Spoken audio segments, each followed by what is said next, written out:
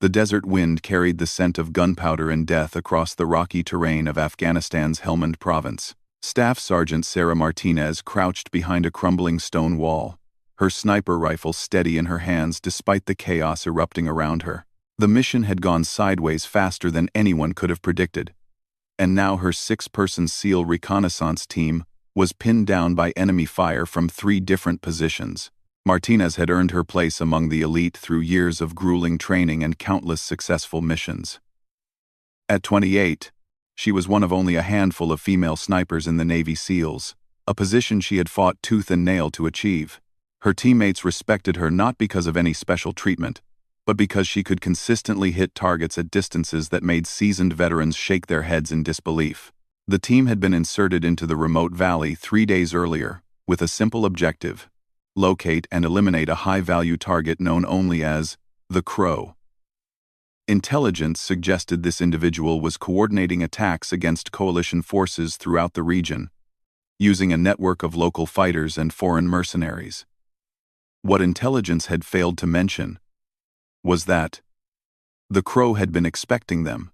Lieutenant Commander Jake Thompson, the team leader, spoke into his radio with the calm precision that had kept them alive through dozens of operations. "Overlord, this is Phoenix Team. We have enemy contact from multiple positions. Request immediate air support." The response crackled back through the static. Air support was 20 minutes out. Maybe more. In a firefight, 20 minutes might as well be forever. Corpsman Danny Rodriguez was working frantically on Petty Officer Mike Chen, who had taken a round to the shoulder during the initial ambush. The blood was spreading across Chen's tactical vest, and Rodriguez's hands moved with practiced efficiency as he applied pressure and prepared field dressings. "I need him stable for movement," Rodriguez called out over the gunfire. "We can't stay here much longer." The enemy had chosen their ambush site well. The team was caught in a natural depression surrounded by rocky outcroppings that provided perfect cover for attacking forces. Every time one of the SEALs tried to move, bullets would rain down from above, forcing them back into cover. Martinez counted at least 8 different firing positions, which meant they were facing a force significantly larger than their own. Through her scope, Martinez began methodically identifying targets. Her training had taught her to remain calm under pressure, to slow her breathing and heart rate even when bullets were flying overhead. She watched the muzzle flashes, noting the timing and patterns of enemy fire. These weren't untrained militia fighters. They moved with coordination and discipline that suggested professional military experience. "Sarah, I need you to clear that ridgeline," Thompson ordered, pointing to a series of rocks about 400 meters away. "There's at least 2 shooters up there keeping us pinned." Martinez adjusted her position, finding a stable shooting stance despite the uneven ground. Her rifle was a custom-modified M24, chambered in .300 Winchester Magnum, and equipped with a high-powered scope that had been zeroed to perfection during countless hours on the range. The first shot rang out with the distinctive crack of a precision rifle. Through her scope, Martinez watched as one of the enemy fighters tumbled from his position behind the rocks. The second shooter immediately shifted position, but Martinez had anticipated this. Her follow-up shot came 3 seconds later, and the ridgeline fell silent. But for every position she cleared, 2 more seemed to open fire. The enemy had prepared well for this engagement, and Martinez began to realize they were facing something more sophisticated than a simple ambush. Someone had studied their tactics, anticipated their movements, and prepared accordingly. The thought sent a chill down her spine that had nothing to do with the mountain air. Explosions began erupting around their position as the enemy brought up heavier weapons. Rocket-propelled grenades streaked overhead, sending showers of rock and debris cascading down on the trapped team. Martinez felt stone fragments pepper her helmet and shoulders, but she maintained her focus on the scope. Each shot had to count. They were running low on ammunition, and resupply wasn't coming anytime soon. Communications specialist Tony Gutierrez was working desperately to maintain contact with headquarters while simultaneously engaging targets with his carbine. "Phoenix Team to Overlord, we need that air support now. Enemy force is larger than anticipated. We're taking heavy fire from fortified positions." The radio crackled with interference. making clear communication nearly impossible. As the firefight intensified, Martinez noticed something troubling about the enemy fire patterns. Several of the shots were coming from extreme range with accuracy that suggested professional sniper training. These weren't random spray-and-pray attacks. Someone was systematically targeting her team members with precision rifle fire. She watched as bullets struck within inches of her teammates' positions, closer than luck would allow. The realization hit her like a physical blow. Somewhere in those rocks was an enemy sniper who had been specifically positioned to hunt them. This entire operation had been a trap, and they had walked directly into it. The Crow hadn't just been expecting them. He had prepared a carefully orchestrated ambush designed to eliminate an entire SEAL team. Martinez shifted her attention to counter-sniper operations, scanning the distant ridgelines for the telltale signs of a concealed shooter. Muzzle flash, scope glint, unnatural movement. Any of these could give away the enemy sniper's position. Her training had covered this scenario extensively, but experiencing it in combat was entirely different.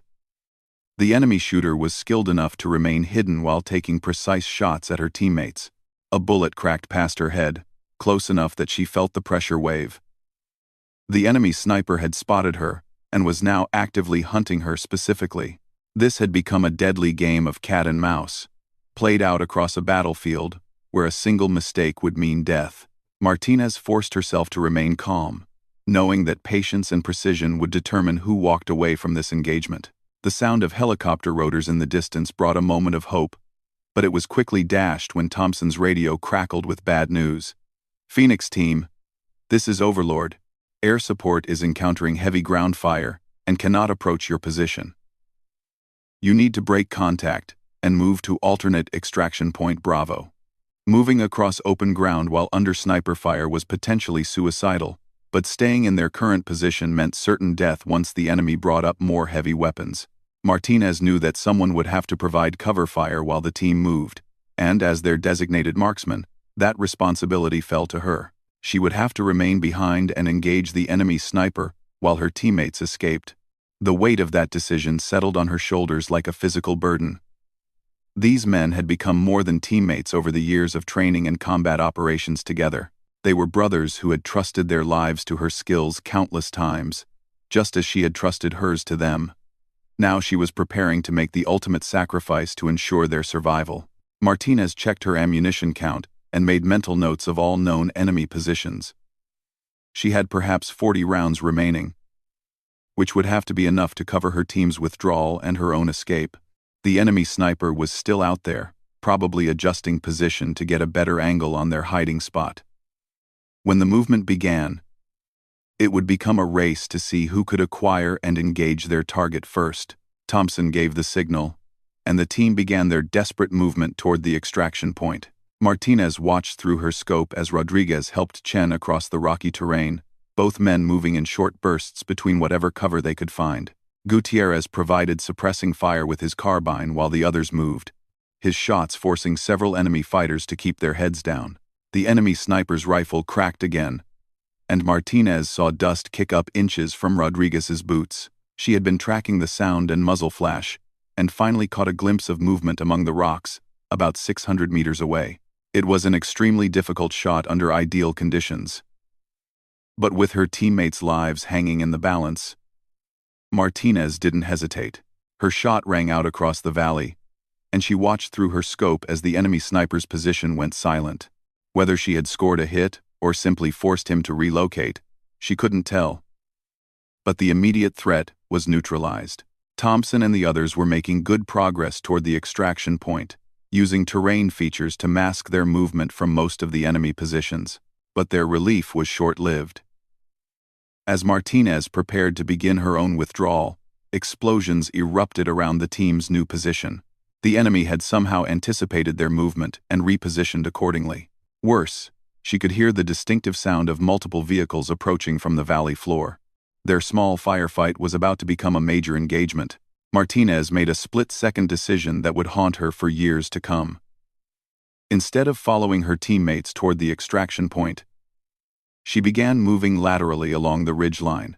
If she could get into an elevated position overlooking the valley, she might be able to provide effective cover fire for their escape. It was a calculated risk that required her to move through potentially exposed terrain, but her teammates needed time to reach the extraction point. The next 20 minutes became a deadly game of movement and concealment. Martinez used every piece of training she had received in advanced fieldcraft, moving from cover to cover, while avoiding enemy patrols that were now actively hunting her. She could hear vehicles and voices getting closer, indicating that a significant force was being brought to bear against their small team. From her new position, Martinez could see the extraction point where Thompson and the others were supposed to link up with their ride home. But what she saw made her blood run cold. Enemy fighters had already reached the extraction point and were setting up an ambush. Her teammates were walking into another trap, and they had no way of knowing it. Martinez tried her radio, but the signal was too weak to reach Thompson's team from her current position. She was faced with an impossible choice: attempt to reach her teammates and warn them, knowing she would likely be killed or captured in the process, or use her position to engage the ambush and hope her teammates would understand what was happening. The sound of approaching helicopters made the decision for her. The extraction aircraft were inbound, and they would be flying directly into the enemy ambush. Martinez began engaging targets around the landing zone, her rifle shots echoing across the valley as she systematically eliminated enemy fighters. Each shot revealed her position to the remaining enemy forces, but she continued firing to clear a path for her teammates. Her teammates reacted exactly as she had hoped. Hearing the gunfire from the extraction point, Thompson immediately recognized the situation and began directing his team to an alternate position. But the enemy forces were closing in from multiple directions, and Martinez could see that her teammates were running out of options. The enemy sniper that Martinez had engaged earlier was apparently still alive and had relocated to a new position. She saw Thompson stumble and fall as a bullet found its mark. Through her scope, she could see Rodriguez immediately moving to provide medical aid, but they were completely exposed in their current position.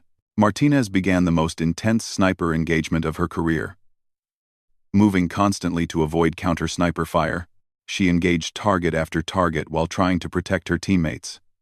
Her ammunition was running dangerously low, and she knew that once it was gone, she would have no way to influence the outcome of the battle.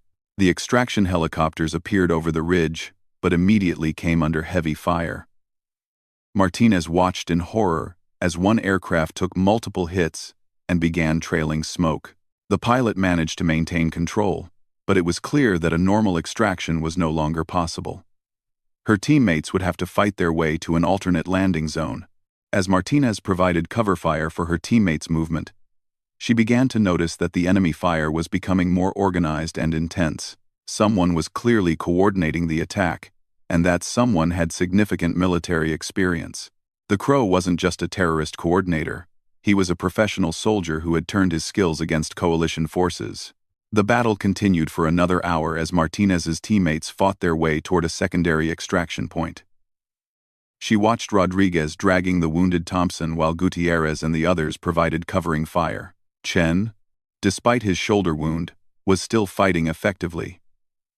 But Martinez could see that they were all running low on ammunition. Martinez's own situation was becoming desperate. She had perhaps a dozen rounds remaining, and enemy forces were closing in on her position from 3 directions. She had managed to remain hidden through careful movement and disciplined fire control, but her luck couldn't hold much longer. Soon she would have to decide whether to attempt an escape or make a final stand. The sound of explosions near her teammates' position made her choice clear. Enemy forces were using rocket-propelled grenades to flush her teammates from cover, and they were running out of places to hide. Martinez began engaging targets with rapid precision, using her remaining ammunition to create a corridor of safety for her teammates' final push to the extraction point. Through her scope, she watched as the extraction aircraft finally managed to touch down in a small clearing about half a mile from their original landing zone. Her teammates were still several hundred meters away, but they were moving fast despite their wounds and exhaustion. Martinez continued to provide cover fire until her last round was expended. With no ammunition remaining, Martinez drew her sidearm and began moving toward her teammates' position. She knew she couldn't reach them before they lifted off, but she had to try. The alternative was capture or death, and she wasn't ready to accept either outcome. As she moved across the rocky terrain, enemy forces began converging on her position. The last thing Martinez saw before the explosion was her teammates safely aboard the extraction aircraft as it lifted off. A rocket-propelled grenade had detonated near her position, and the world went black. When she regained consciousness hours later, she was a prisoner of the very forces she had been fighting. Her team had escaped, but she had paid the ultimate price for their freedom. The enemy forces who captured Martinez were not the typical militia fighters that coalition forces usually encountered. They were well-equipped, disciplined, and clearly operating under professional military command. As she drifted in and out of consciousness, Martinez caught glimpses of tactical gear and weapons that suggested these fighters had access to military-grade equipment and training. Her captors transported her to a hidden compound deep in the mountains, where she would spend the next 6 months as a prisoner. During this time, she would learn the true identity of the Crow and discover that her capture had not been accidental. She had been specifically targeted because of her skills as a sniper and her knowledge of SEAL tactics and operations. The compound where Martinez was held contained evidence of a sophisticated operation that went far beyond simple terrorism. Maps, communications, equipment, and tactical plans indicated that the Crow was coordinating attacks across multiple regions. But more disturbing was the evidence that someone within the coalition forces was providing intelligence to enemy fighters. Martinez's training in survival, evasion, resistance, and escape became her lifeline during the months of captivity. She endured interrogation sessions designed to break her spirit and extract tactical information, but her resolve never wavered. Meanwhile, she began gathering intelligence about her captors and their operations, information that would prove crucial when she finally managed to escape. Martinez's escape came during a rare moment when her guards became careless. A supply convoy had arrived at the compound, and most of the fighters were occupied with unloading equipment and supplies. She had spent months studying guard patterns, memorizing the compound layout, and identifying weaknesses in their security procedures. When opportunity finally presented itself, she was ready. Using skills learned during her escape and evasion training, Martinez slipped away from the compound during the pre-dawn hours, when human alertness naturally drops to its lowest point. She had managed to acquire a knife and some basic supplies during her captivity, but she was still deep in enemy territory with hundreds of miles between her and friendly forces. The journey home took Martinez 3 weeks of moving only at night, avoiding populated areas, and living off the land. Her survival training served her well, but she was weakened by months of imprisonment and minimal food. Several times she came close to capture as enemy patrols searched for her, but her knowledge of fieldcraft and camouflage kept her hidden. During her escape journey, Martinez made a discovery that changed everything. Hidden in a cave system she was using for shelter, she found evidence of a much larger operation than anyone had suspected. Documents and equipment indicated that the Crow was not working alone, but was part of an organized network, with connections reaching far beyond Afghanistan. When Martinez finally reached a forward operating base and identified herself to incredulous sentries, she was immediately debriefed by intelligence officers. The information she provided about enemy operations and capabilities proved invaluable, but she also shared her suspicions about insider threats within coalition forces. Her months of captivity had provided unique insights into how enemy forces were obtaining tactical intelligence. The debriefing process took several weeks as Martinez shared everything she had learned during her captivity and escape. Intelligence analysts were particularly interested in her descriptions of enemy equipment, tactics, and organizational structure. It became clear that coalition forces were facing a more sophisticated threat than previously understood. Martinez's return to her unit was bittersweet. Her teammates had mourned her loss and celebrated her return, but the experience had changed her in fundamental ways. The months of imprisonment had given her a perspective on warfare that few soldiers ever experience from the other side. She had seen how enemy forces viewed coalition tactics and had learned to think like her adversaries. Medical evaluations revealed that Martinez had survived her captivity in remarkably good physical condition, though the psychological impact was significant. She underwent extensive counseling and evaluation before being cleared to return to active duty. The decision to continue her military career after such trauma demonstrated the same determination that had carried her through SEAL training. When Martinez was finally cleared to return to operational status, she requested assignment to a specialized counter-sniper unit. Her experience as both a sniper and a prisoner of enemy forces made her uniquely qualified to hunt the type of professional enemy shooters that were becoming increasingly common in the theater. Her superiors agreed, recognizing that her skills and experience were invaluable assets. Martinez's new mission was tracking down the Crow and dismantling his network. Intelligence gathered during her captivity had provided leads that traditional reconnaissance could never have obtained. She knew his tactics, his equipment, and most importantly, she understood how he thought. The hunter was about to become the hunted. The operation to eliminate the Crow took Martinez and her new team deep into the same mountain regions where she had been held prisoner. But this time, she was returning with advanced equipment, detailed intelligence, and a personal motivation that went beyond military duty. The Crow had cost her 6 months of her life and had nearly broken her spirit. Now, it was time for payback. Martinez's team spent weeks conducting surveillance and gathering additional intelligence before making their move. They identified the Crow's current location and confirmed that he was indeed the professional soldier she had suspected. His real name was Colonel Viktor Petrov, a former Russian Spetsnaz officer who had gone rogue and was selling his services to the highest bidder. The final confrontation took place on a snow-covered ridge at dawn, a setting that seemed almost poetic given Martinez's background as a precision marksman. She had tracked Petrov to an observation post he was using to coordinate attacks against coalition convoys. Through her scope, she could see the man who had orchestrated her capture and imprisonment. Martinez's shot was taken at a distance of nearly 800 meters in challenging wind conditions.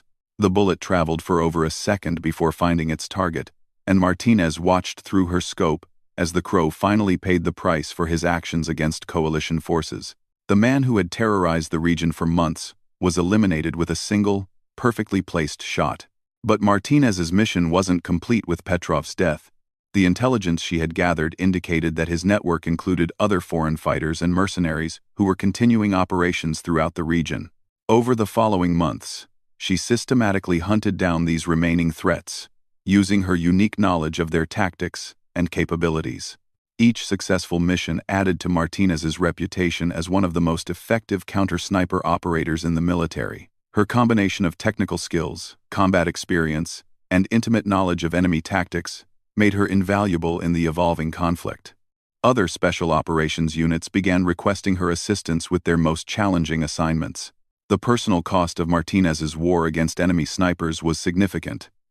She had seen combat from both sides of the rifle scope and had experienced the helplessness of captivity. These experiences shaped her into a soldier who understood warfare at a level that few ever achieve. But they also left psychological scars that would take years to heal.